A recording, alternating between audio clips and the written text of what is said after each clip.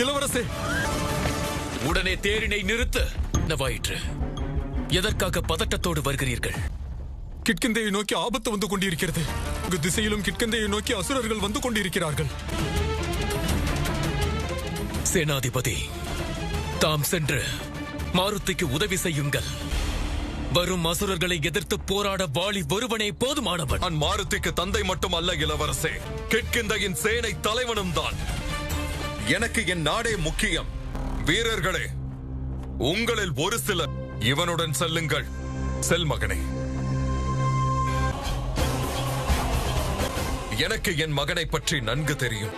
எந்த ஆபத்து வந்தாலும் அவைகளை எதிர்த்து போராடக்கூடிய தகுதி பெற்றவன் அவன். வாருங்கள் இளவரசே, எதிரிகளுக்கு நாம் பதிலடி தருவோம். எவ்வளவு துணிவிருந்தால் அவர்கள் கிட்கிந்தையை நோக்கி வருவதற்கு எண்ணுவார்கள். தேரினை செலுத்து. பூமாதேவி, தம்முடைய இருப்பிடத்திலோ நீருக்கு பஞ்சமே கிடையாது. அனைத்து நதிகளும் தங்களிடம் உள்ளது.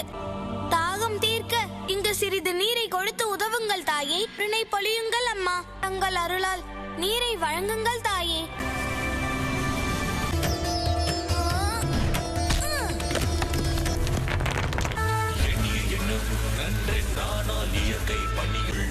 நன்மை காணும்.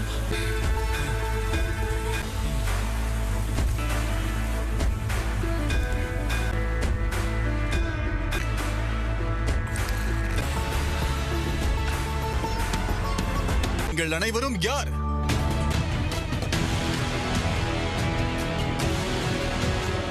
எப்படி இந்த இடத்திற்குள் வந்தீர்கள்? நீங்கள் யார்? எங்கள் நண்பன் மாருதியை யார் என்று நினைத்து விட்டீர். உங்களுக்கு தெரியாது அவன் சக்தி என்னவென்று. அவன் சித்துக்களை பெற்றவன். இவனுடைய பெயரை கேட்டாலே எதிரிகள் நடுநடுங்கி போவார்கள். எதற்கும் துணிந்தவன் எங்கள் நண்பன். பெரும் பலசாலி. நல்லவர்களுக்கு அவன் நண்பன், தீயவர்களை ஓட விடுவான். இப்பொழுது எவரும் இல்லை.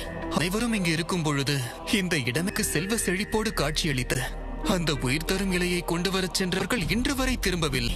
என்ன ஆனார்கள் என்று கூட தெரியாது. அந்த எச்சர்கள் எல்லோரும் இந்த வடகிழக்கு திசையில் உள்ள பனியால் மூடப்பட்ட மலைகளுக்கு இடையில் உள்ளார்கள். அங்கு செல்பவர்கள் எவராக இருந்தாலும் அவர்களுடைய கட்டுப்பாட்டிற்குள் சென்று விடுவார்கள். இன்று வரை அங்கு சென்றவர்கள் எவரும் திரும்பியதில்லை. மனதில் வைத்துக் கொண்டு முடிவை மாற்றிக்கொள். எச்சர்கள் அவர்களை எதிர்க்க வரக்கூடியவர்களின் சக்திகள் அனைத்தை எரித்து விடுவார்கள். மாருதி அங்கு சென்றால் சித்துக்களை அவர்கள் எடுத்துக் கொள்வார்களா?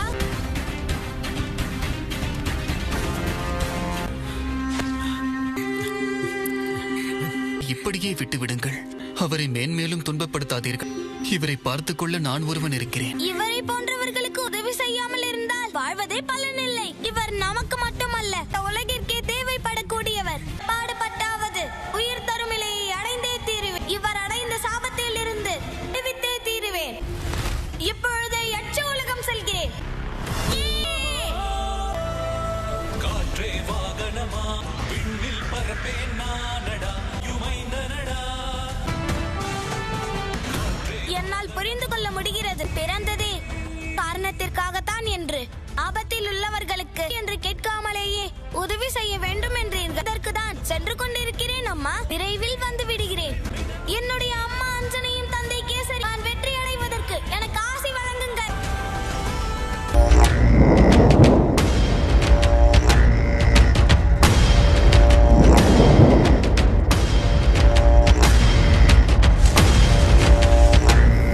போருக்கான மணியை அடியுங்கள்.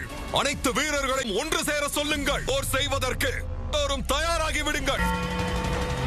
ஏன் மணி சத்தம் கேட்கிறது? எது நடக்கக்கூடாது என்று நினைத்தேனோ அதுவே நடக்கிறது.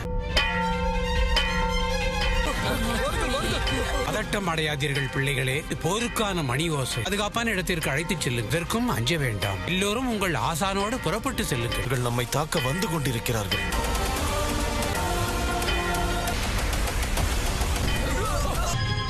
மலை குலுங்குகிறது. இருக்காது இருக்காது, எனக்கு தான் அப்படி